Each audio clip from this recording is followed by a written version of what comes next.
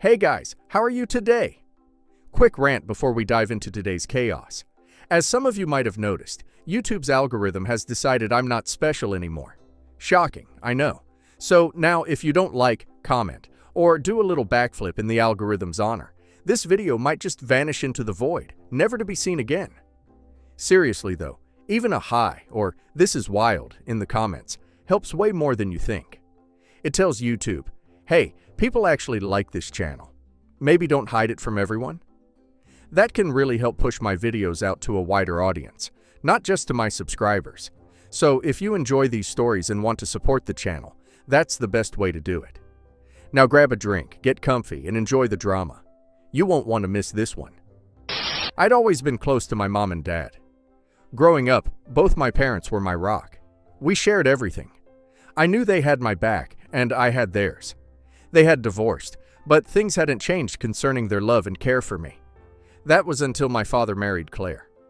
It wasn't that I didn't like Claire. She was sweet, caring, and seemed genuinely interested in getting to know me.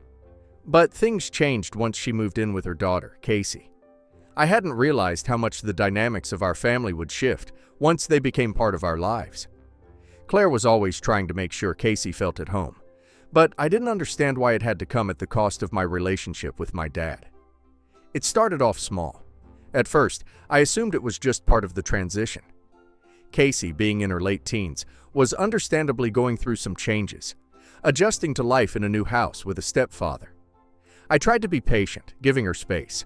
And yes, I'm a teenager too. But as time went on, I couldn't help but notice that my dad began shifting his attention more towards her than me. It was subtle at first. Little things like him spending more time with Claire in the evenings, leaving me to eat dinner alone, or how he'd always ask me to tone it down if I was ever upset about anything. It was as though my dad was tiptoeing around me, always making sure Casey and Claire were comfortable while I was left to manage on my own. When I voiced my concerns, my dad would brush them off, telling me I needed to be more understanding. He'd say that I knew how hard it was for Casey and that she needed time to adjust, so we needed to make sure she felt comfortable. That was the problem. He never seemed to understand that it wasn't just about Casey feeling comfortable. It was about me feeling like I was being pushed aside. I wanted to scream, but instead, I tried to keep it together. I had always been the one who took care of him, who was there for him in his moments of need, but now it felt like none of that mattered.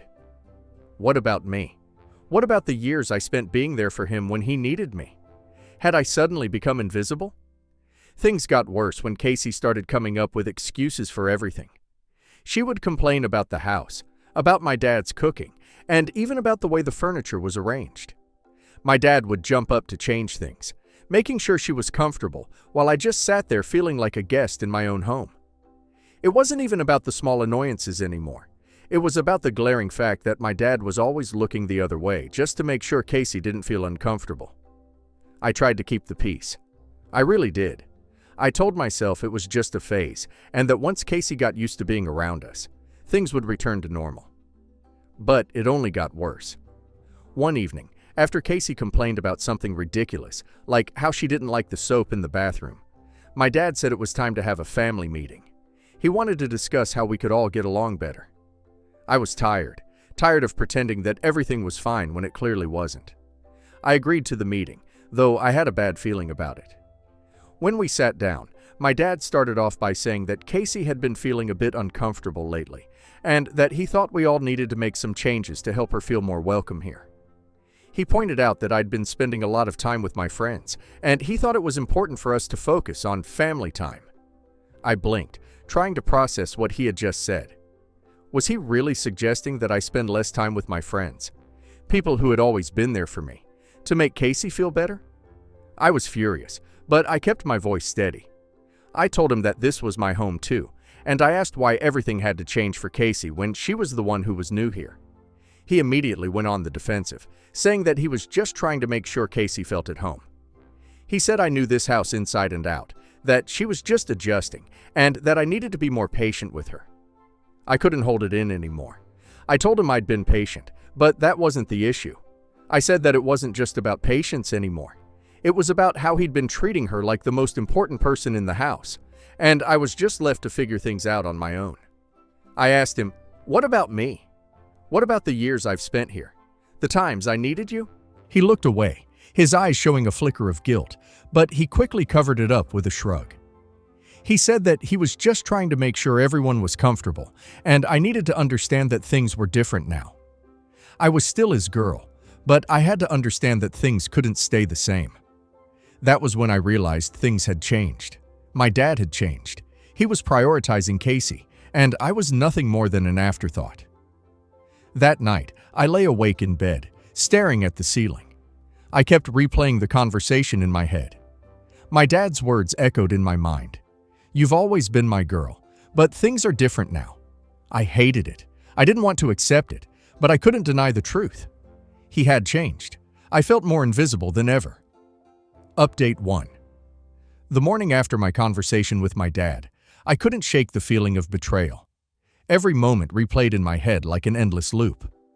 The way he brushed aside my feelings, the way Casey had become more important than our family dynamic, all made me sick to my stomach. I needed to talk to someone. I needed someone who would understand. Someone who wouldn't dismiss me as overreacting. And that someone was my mom. I dialed her number. The sound of the phone ringing felt deafening. When she picked up, I didn't hesitate. I needed to say everything before I lost my nerve. I started with a shaky voice, telling her what had happened with my dad. I explained how things had gotten worse with Casey living there, and how my dad was more concerned with her comfort than mine. As I spoke, I could hear the sharp intake of breath on the other end.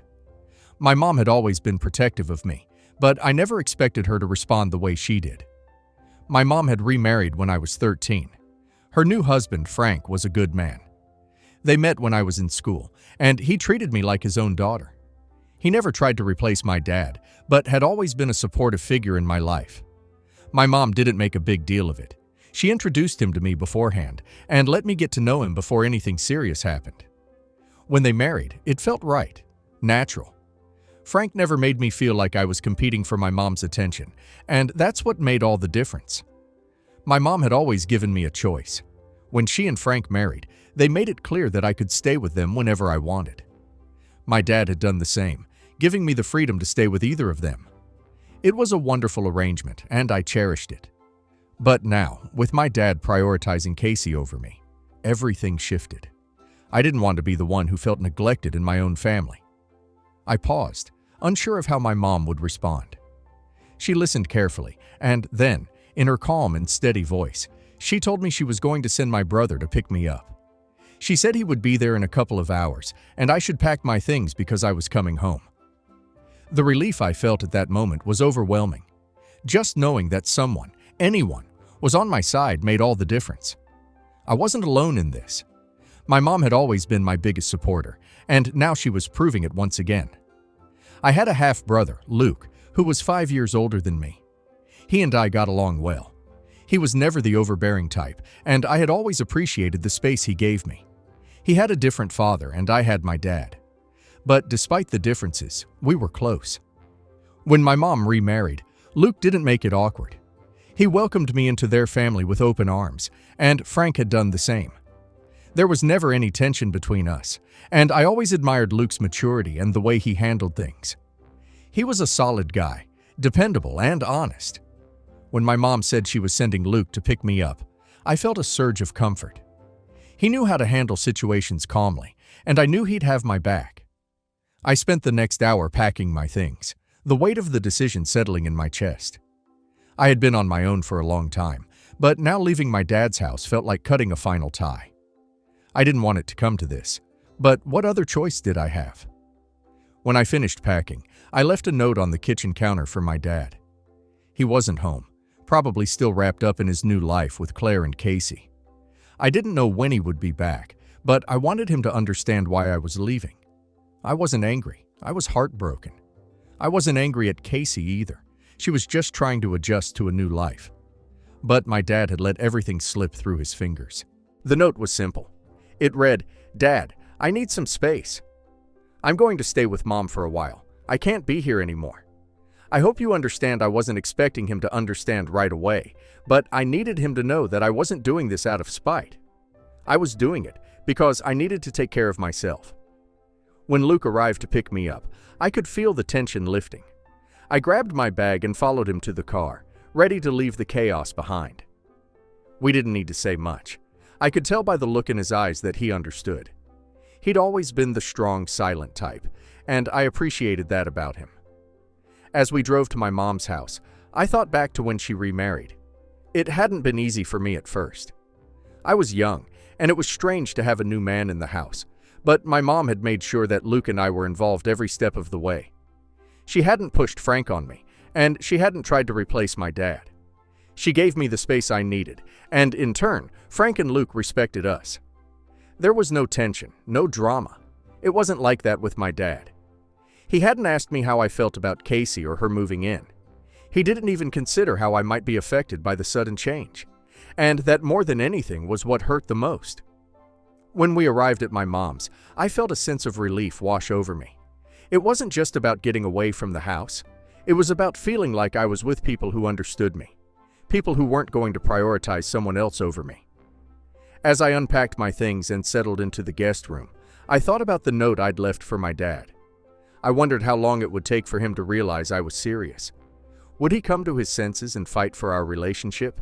Or was this really the end? Update 2.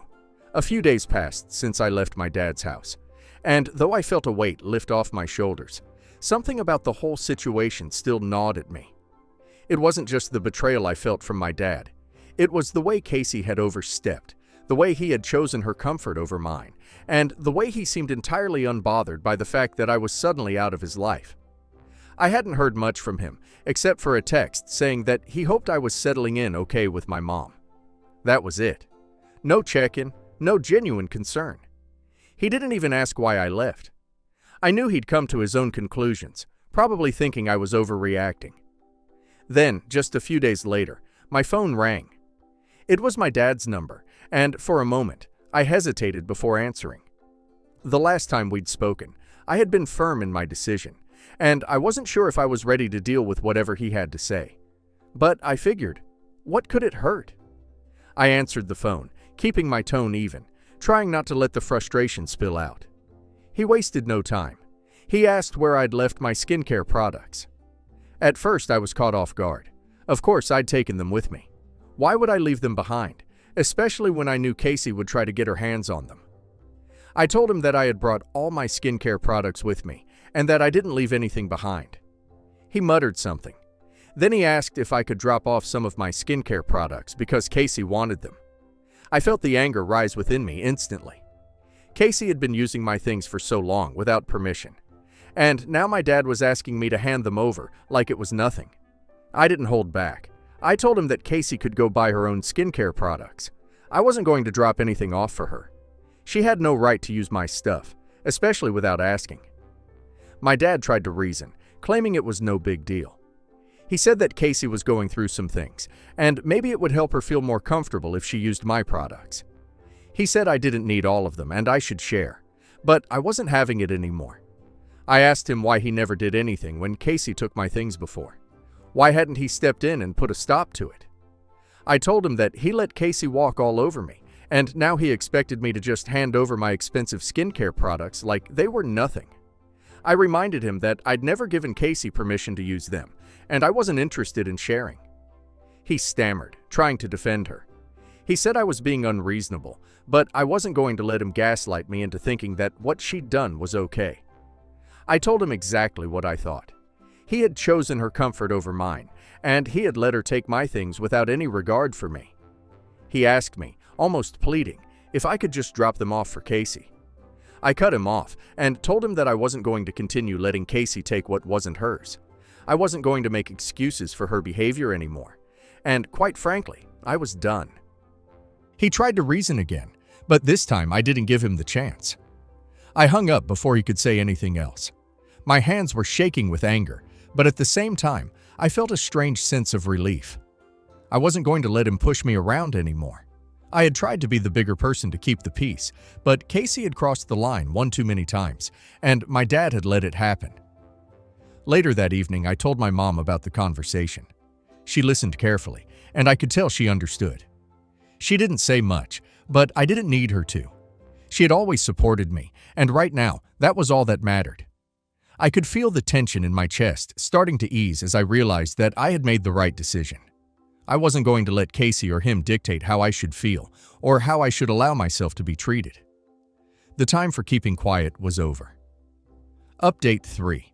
My dad called me again one afternoon, around 2 weeks after the last call. I was sitting on the couch at my mom's place, catching up on some homework, when my phone lit up. His name flashed on the screen. I hesitated before answering. It had only been a couple of weeks, and honestly, I wasn't in the mood to go over the same old thing again, but I picked up. I answered the call, trying to keep my voice steady, but I could already feel my frustration creeping back in. He started off in his usual tone, apologetic, but almost expectant, like he was hoping I would just come back. He asked me if I could come home. That was it. No real explanation, just an open-ended request. I didn't even hesitate before I refused outright. I told him I wasn't coming back. His tone shifted slightly, almost desperate. He told me that Casey had been acting out. Apparently, she had started shoplifting, specifically stealing skincare products, and she had been caught twice in the last 2 weeks. He said she was acting out and needed me back to help bring some order back into the house. I didn't hold back. I laughed. I couldn't believe he was trying to drag me back into that mess just because Casey had been caught stealing. I told him he deserved it. He had coddled her so much, let her get away with everything. He pampered her, constantly excusing her bad behavior, and now he was dealing with the fallout. I told him I wanted nothing to do with Casey anymore. She was toxic. She had been a bad influence on me when I was still there, and I wasn't about to let him manipulate me back into that situation. He didn't like that at all. His voice rose, and I could hear the anger building. He told me I had no right to judge Casey like that. He claimed she was just going through a phase, and that she'd be fine if I came back and helped calm things down. But I wasn't buying it. I told him that Casey being Casey wasn't a phase. She was an entitled brat, and it was his fault for indulging all of her antics. He had made her this way by treating her like some kind of princess and excusing every bad thing she did. Now it was coming back to bite him, and he didn't know how to handle it. I heard him growl in frustration, probably thinking that I was being harsh, but I didn't care. I was done trying to reason with him. I told him point blank that he only wanted me back because I was the one who had to clean up after her mess, to put up with her stealing my things, and to keep the peace between him and his precious stepdaughter. His voice was trembling when he yelled at me. He told me I was being unreasonable, that I was making everything worse, but I just laughed. I told him that I wasn't the problem. He had been a pushover, letting Casey run all over him. He had turned her into a monster, and now he was paying the price. I reminded him that I hadn't stolen from anyone or caused trouble, but because of his indulgence, Casey had become a major problem. I told him that I was going to talk to my mom about this. I wasn't going to deal with his manipulations anymore. I was done being the scapegoat for Casey's behavior, and if he didn't get that, then he could keep going down this path alone. He didn't say anything for a few moments, and I could almost feel his helplessness on the other end of the phone. Finally, he muttered something about how I should at least try to be a little more understanding, but it was too late. I had made up my mind, and I wasn't going to allow him to drag me back into his mess.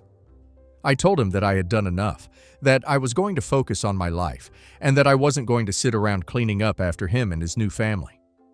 I told him that if I wanted to stay with a sibling that bad, then I had Luke, who was perfectly well settled and well spoken, unlike his a-hole of a stepdaughter.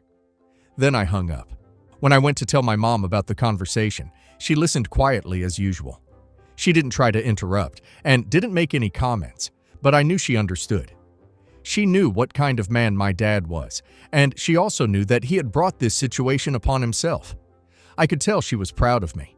She said she would have a conversation with him about this. Update 4.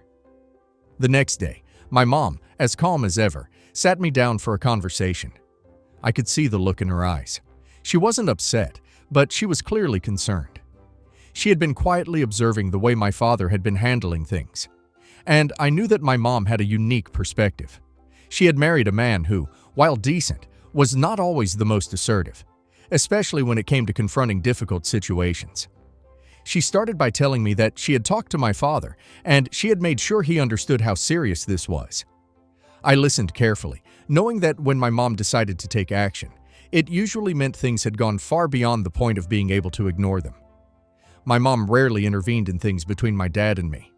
If she stepped in, it meant she saw something that could potentially get worse.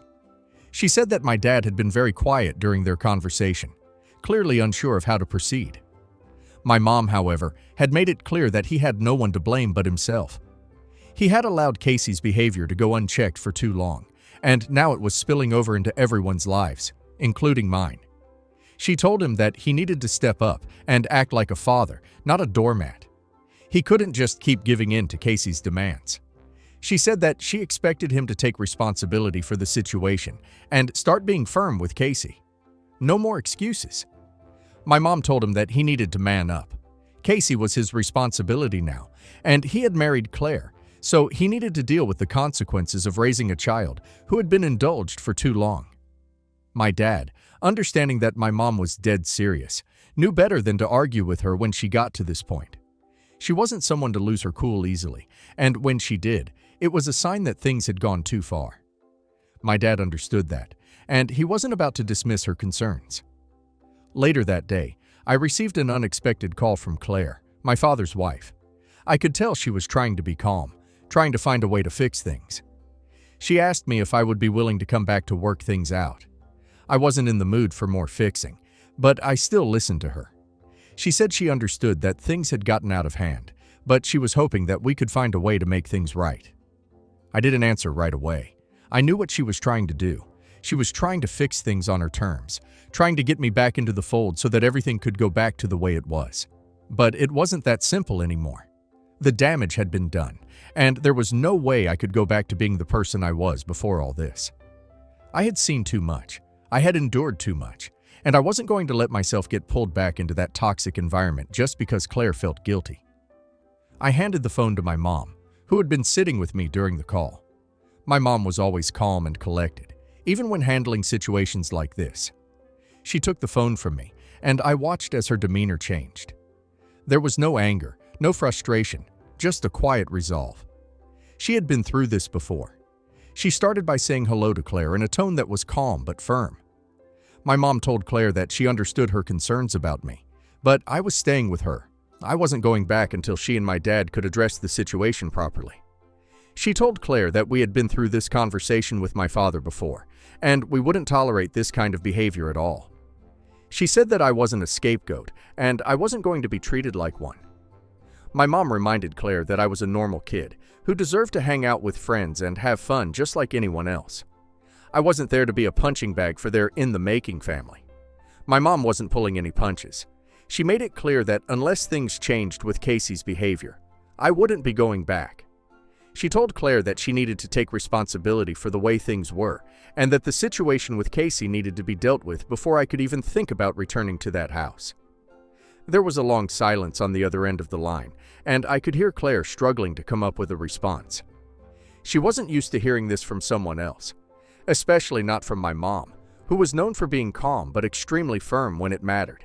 Clare tried to respond, but my mom stopped her and said that she had said everything she needed to say. She wasn't going to entertain any more arguments. If Clare wanted me back in their house, it was on her to fix the situation with Casey and my father. My mom made it clear that I wasn't going back until both of them took responsibility and started rectifying things. My mom hung up after that. I could see the quiet satisfaction in her eyes. She wasn't angry. She wasn't upset. She was just resolute. She had done what needed to be done, and now it was in Clare's and my father's hands. "Done," my mom said, a small smile forming on her lips. "Now it's time for them to figure this out. You're not going back into that house until things change." I nodded in agreement. My mom had always had my back, but I hadn't realized just how much until this moment. She wasn't afraid to stand up for me, and she wasn't afraid to say what needed to be said. Update 5. A month later, my father called again. This time, his tone was different. There was a hint of genuine regret in his voice, and I could tell he was trying to make amends. He started by apologizing for being so thick-headed, admitting that he had been caught up in his own guilt and had failed to see how much damage he was doing. He said he would put in more effort, that he was willing to spend more time with me, just like we used to before all of this chaos. I was glad to hear it, but I wasn't about to jump back into things too quickly. I needed him to show me that he could really change, that he wasn't just saying the right things to get me to come back. I told him that I was willing to accept his apology, but I made it clear that if he started acting stupid again as he had before, then I would cut him off without a second thought. I wasn't going to let him drag me back into that toxic situation. There was a long pause on the other end of the line, but then he told me he understood. He promised that he would try his best to make it up to me, that he would be there for me, and that he wouldn't let Casey's behavior get in the way of our relationship anymore. I didn't feel fully reassured yet, but I appreciated the effort. I knew that my father wasn't perfect, but if he was willing to change, then maybe we could start rebuilding our relationship. I told him I'd be open to seeing how things went, but I wasn't going to let my guard down too soon. He agreed. I didn't want to lose him. He had been a good father to me before he remarried. And I couldn't just forget that because of the recent events. I was hopeful.